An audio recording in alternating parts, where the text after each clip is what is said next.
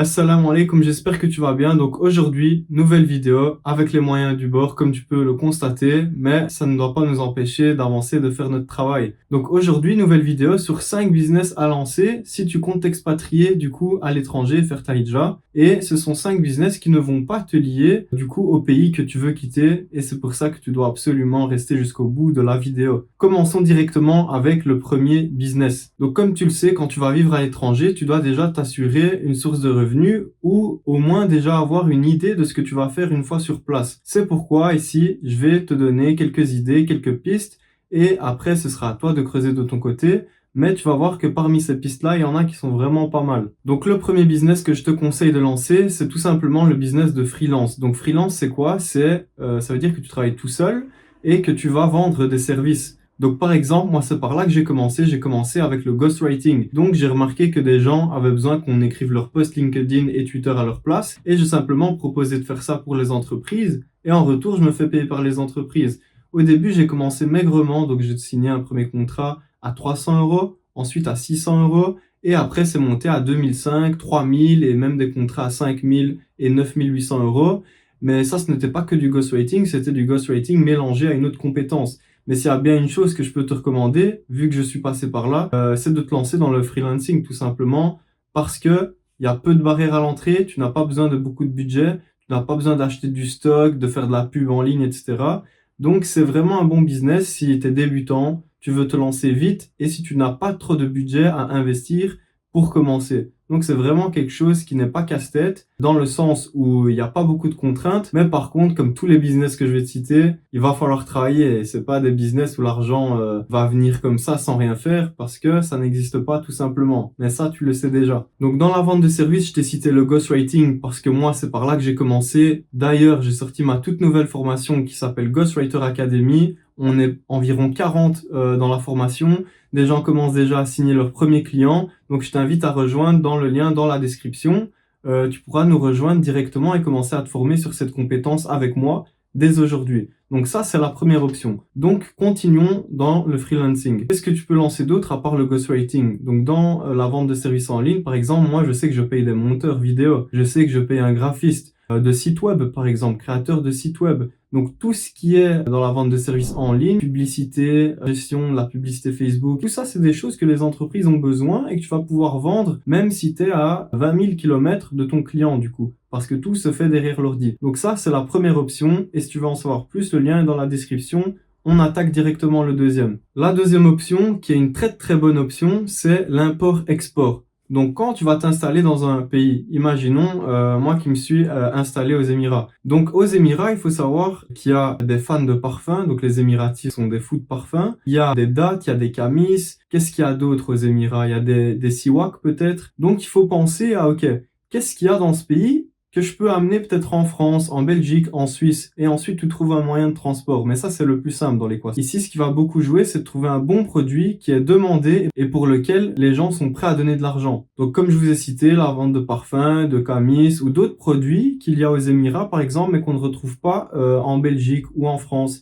Et ça, tu peux le faire avec tous les pays que tu vises. Par exemple, tu vas t'installer au Maroc. Au Maroc, il y a des choses que tu ne trouveras pas aux Émirats et qui sont très demandées du coup en France ou en Belgique ou en Suisse. Donc toutes ces choses-là, tu peux faire de l'import-export, trouver des fournisseurs, trouver des acheteurs en France. Par exemple, tu vas revendre à des commerces. Donc tu vas aller chez un fournisseur, tu vas trouver un commerce prêt à racheter ta marchandise. Et c'est comme ça que tu vas faire de l'import-export. Donc ça, c'est dans un sens. Mais maintenant, tu peux faire de l'import-export dans l'autre sens. Tu peux dire, OK, aux Émirats, ils ont pas de sauce andalouse. J'ai trouvé un fournisseur d'andalouse. Et d'ailleurs, ils ont de l'andalouse, j'en ai trouvé. Mais ici, c'est juste un exemple pour te dire que ça peut se faire dans le sens inverse. Imaginons, je suis né en Belgique, je remarque qu'ils ont pas de frites de qualité. Je peux dire, OK, je trouve un fournisseur de frites en Belgique et je les ramène aux Émirats.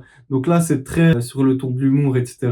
Mais il y a vraiment des choses à faire et il faut creuser. Du coup, il faut se poser les questions. Ok, en Belgique, en France, qu'est-ce que tu étais habitué à manger, à porter? Qu'est-ce que tu avais comme habitude et que maintenant tu peux pas faire, par exemple, aux Émirats, au Maroc ou autres pays parce que tout simplement pas ces produits-là.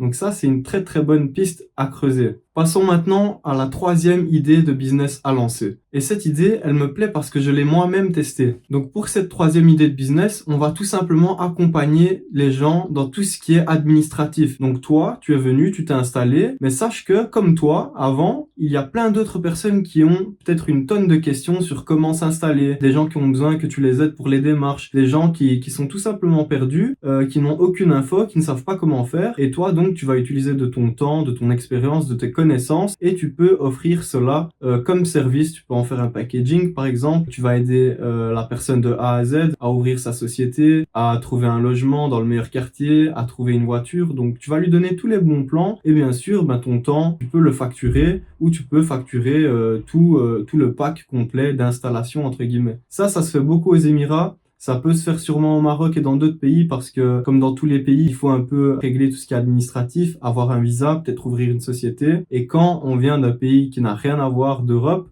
ça peut sembler insurmontable. Donc si quelqu'un va nous aider à cela, on est prêt à le payer. Donc ça, c'est un business qui marche très très bien. Il y a de la demande. Maintenant, qu'est-ce qu'il te faut pour lancer ça? Il faut juste que tu te renseignes correctement. Peut-être que tu payes un avocat. Tu travailles avec cet avocat-là. Donc, tu prends des clients et tu lui renvoies. Donc, tu pourrais penser à faire des choses comme ça. Et ensuite, tu factures donc par personne qui vient, qui fait les démarches. Bam, tu l'aides. Donc ça se fait beaucoup. Et j'ai moi-même eu des demandes donc d'ouverture de société aux Émirats, etc.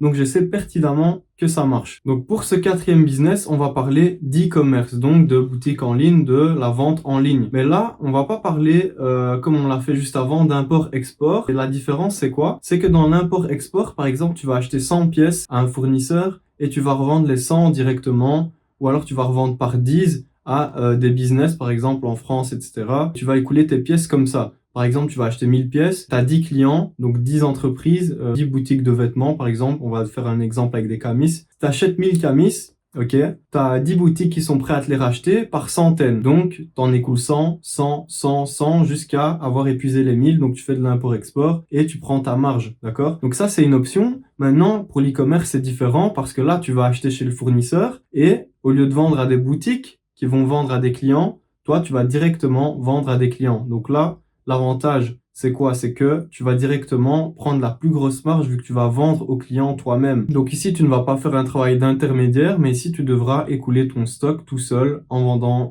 au client directement, comme je l'ai dit, via de la pub Instagram, via de la pub TikTok, via de la pub Facebook, en créant une communauté par exemple, en postant souvent, en se faisant connaître, etc. Donc il y a pas mal de choses à faire. Donc comment trouver une idée de produit? C'est le même principe. Tout ce qui se vend en tant qu'import-export, donc en tant que fournisseur, ça va se vendre du coup à l'unité, puisque toi tu vas, si tu fais de l'import-export, tu vas envoyer tes choses en France, tes objets en France, le business qui t'a acheté ça, il va les revendre à des clients. Donc toi tu peux directement, encore une fois, je sais, je me répète, mais tu pourras le vendre à des clients. Donc comment trouver des idées de produits? Tu peux faire des tours dans des magasins. Moi je sais qu'aux Émirats, il y avait des boutiques, c'était AliExpress, c'était rempli de trucs chinois. Tu pouvais aller trouver plein d'idées de produits à lancer là parce que tout ce qui est dans les rayons, c'est des choses qui se vendent. Sinon, ils les ont pas achetées parce que ça ne se vendait pas. Ils ont peut-être testé pendant des années et au final, ils réunissent toutes les choses qui marchent et ils les laissent dans les rayons. Donc déjà, juste les rayons, voir ce qui est mis en avant, etc.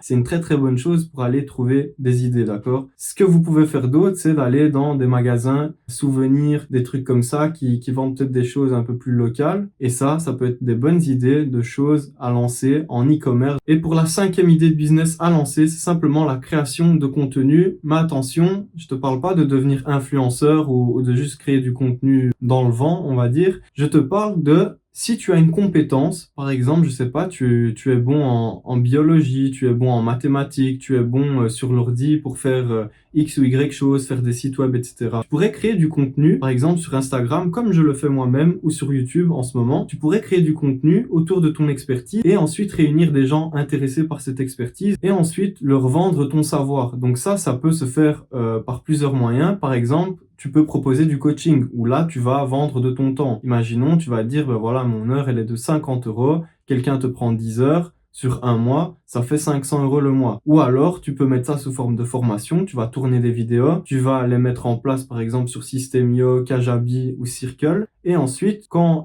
quelqu'un veut acheter ta formation, il l'achète et il voit directement les vidéos. Là, tu ne dépenses plus de ton temps, d'accord? Ou alors aussi, qu'est-ce que tu peux faire? Tu peux faire des coachings groupés. Au lieu de prendre une seule personne qui va te payer 50 €, tu peux prendre 3 personnes en même temps qui vont te payer 30 €. Donc toi, ça t'avantage parce que tu réunis 3 personnes dans un même appel et au final, tu gagnes plus d'argent. Donc ça, c'est une bonne opportunité aussi si tu as une compétence spécifique. Je sais pas, par exemple, si tu es fort en kiné pour réduire les maux de dos, pour améliorer le sommeil, pour améliorer la posture. Peu importe, si tu as une expertise ou si tu es bon dans un domaine, tu peux très bien créer du contenu, donner des conseils, faire des vidéos, les poster sur Instagram. Donc des vidéos entre 30 et 90 secondes. Tu peux faire des vidéos, les poster, tu vas réunir des gens, tu crées un produit ou alors tu proposes du coaching. C'est une activité que tu peux faire depuis n'importe où dans le monde. Donc voilà pour ces 5 business. J'espère que je t'aurai un peu donné des idées. Sinon, n'hésite pas à aller faire un tour dans le lien dans ma description où là, tu auras accès directement à la page de présentation de Ghostwriter Academy qui est ma toute nouvelle formation sur le ghostwriting.